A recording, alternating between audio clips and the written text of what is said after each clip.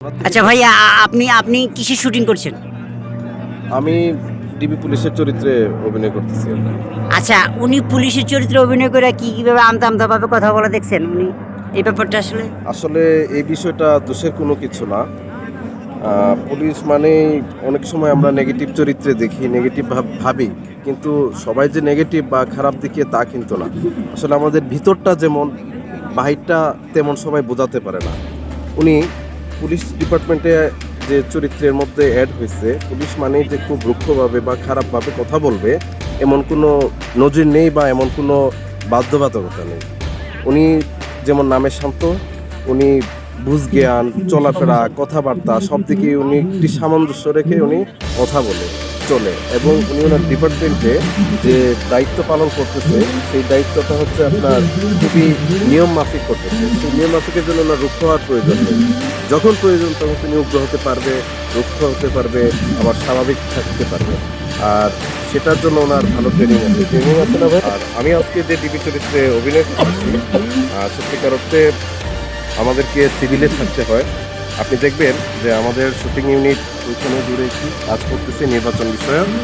আর আমরা এই নির্বাচন বিষয়ক শুটিংয়ের প্রয়োজনে আমরা এখানে ডিবি চরিত্রে, কেউ পুলিশ চরিত্রে, কেউ সাধারণ দর্শক, এক একজন এক এক চরিত্র নিয়েছি। আমাদের ডিরেক্টর আমাদেরকে যে চরিত্র দিয়েছে আমরা সেই চরিত্রই করতেছি।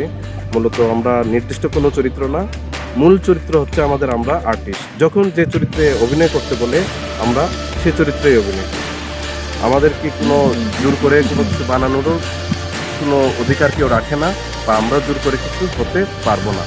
এবং আমাদের সব চরিত্রে সমান, সাধারণ জনতা, আমজনতা, দর্শক, তারপর আপনার পথচারী, নেতা, পুলিশ, চোর, ডাকাত, আরও যাই তৈরি করুক, যত চরিত্রই আছে প্রতিটি চরিত্রই একটি চরিত্র।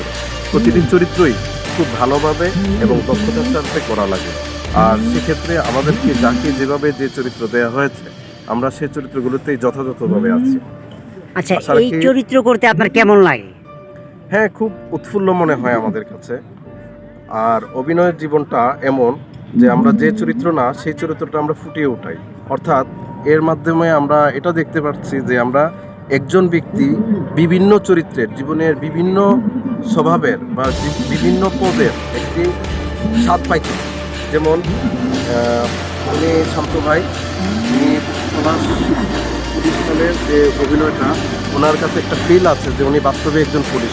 পোশাকের একটা দাম আছে, ওনার পোশাকের একটা পাওয়ার আছে। পোশাকের কারণে আমরা কোথায় বলে থাকে যে আগে দর্শনদারি পরে গুণ বিচার। আমাদের মনে করেন পোশাক দেখলে একটা ভয় থাকে, দূর থেকে আমরা দেখতেছি শুটিং, দূর থেকে যারা দেখবে ওরা পোশাকের কারণে একটু চিন্তা করবে যে এখানে পুলিশ বসা। কিন্তু আমি ডিবি চরিত্রে অভিনয় করি, দূর থেকে দেখে আমাকে সাধারণ দর্শক মনে হবে, কেউ আমার কোনো কিছু বুঝবে না। মূলত আমাদের অভিনয়ের ক্ষেত্রে মূল দায়িত্ব যে অপরাধী শনাক্ত করা, ভুল শনাক্ত করা, ভুল থেকে দূরে থেকে সঠিকের দিকে চলা। আশা করি আমার কথা আপনি বুঝতে পেরেছেন, এবং শান্ত ভাই কেন শান্ত এবং কেন শান্তভাবে জবাব দেয়, ভদ্রভাবে জবাব দেয়, সেটার কারণ আপনি বুঝতে পেরেছেন। ঠিক আছে?